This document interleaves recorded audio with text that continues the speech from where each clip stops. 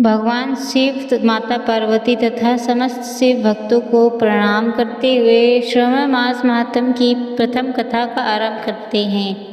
प्रेम से बोलिए भोलेनाथ की जय, पार्वती माता की जय।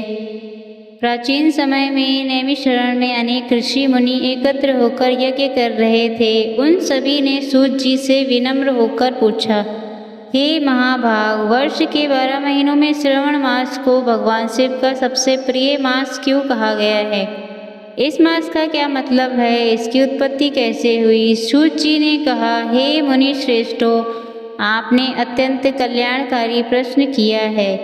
इस कथा का श्रवण करने से मनुष्य के अनेक जन्मों के पाप नष्ट हो जाते हैं और उसे भगवान शिव जी की कृपा प्राप्त होती है। सृष्टि के आरंभ में जब ब्रह्मा जी ने काल चक्र की रचना करी, तब 12 महीनों की स्थापना हुई। प्रत्येक मास ही किसी न किसी देवता को समर्पित किया गया, परंतु श्रावण मास भगवान शिव जी को अत्यंत प्रिय हुआ। कहा जाता है कि इसी मास में वर्षा के पाली फुहारों से पृथ्वी शीतल हो उठती है, वृक्षों में नई हरियाली छा जाती है, नदियाँ जल से भर जाती हैं और संपूर्ण प्रकृति भगवान शिव जी का अभिषेक करती हुई प्रतीक होती है।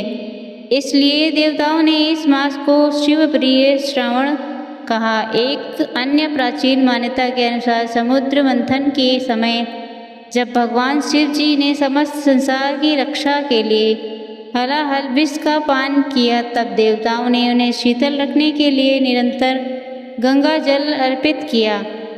उसी स्मृति में श्रावण मास में जल अभिषेक की परंपरा विशेष रूप से प्रज्वलित है। सूत जी बोले, जो मनुष्य श्रावण मास में प्रातः काल स्नान करके भगवान शिव जी का स्मरण करता है, उसके जीवन के अनेक कष्ट दूर होने लगते हैं। जो भक्त श्रद्धा पूर्वक शिवलिंग पर जल अर्पित करता है, उसे धन धान्य आरोग्य यश और मानसिक शांति प्राप्त होती है। जो बेलपत्र धतूरा आग के पुष्प और निर्मल जल से भगवान जी का पूजन करता है, उसके पाप धीरे धीरे नष्ट हो जाते हैं। श्रावण मास में किया गया जप तप दान व्रत और शिव नाम स्मरण सामान्य दिनों की अपेक्षा अनेक गुण अधिक फलदायी माना गया है। जो व्यक्ति प्रत्येक सोमवार को उपवास रखकर ओम नमः शिवाय मंत्र का जाप करता है, उस पर भगवान शिव जी की माता पार्वती की विशेष कृपा बनी रहती है।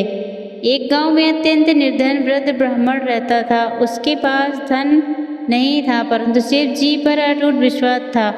श्रावण मास के प्रथम दिन नदी में एक लोटा जल भरकर शिव मंदिर पहुंचा।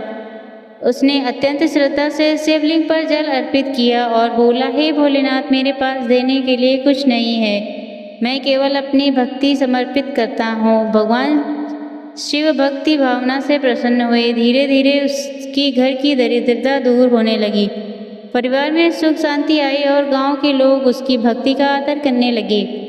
सब लोगों ने समझा कि भगवान शिव जी को धन नहीं, सच्ची श्रद्धा प्रिय है। श्रावण मास केवल व्रत रखने का महीना नहीं, बल्कि अपने मन को पवित्र रखने, भगवान शिव जी का अवस्मरण करने, सेवा दान संयम और भक्ति का अभ्यास करने का पावन अवसर है। जो श्रद्धा विनम्रता और विश्वास के साथ इस मास का पालन करता है, उसके जीवन में आध्यात्मिक उन्नति के साथ साथ सुख और शांति का मार्ग भी प्रशस्त होता है।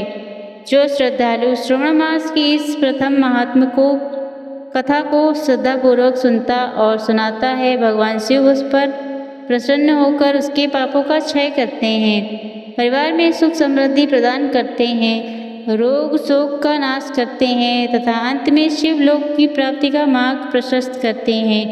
प्रेम से बोलिए भोलेनाथ की जय हो, माता पार्वती की जय हो। धन्यवाद।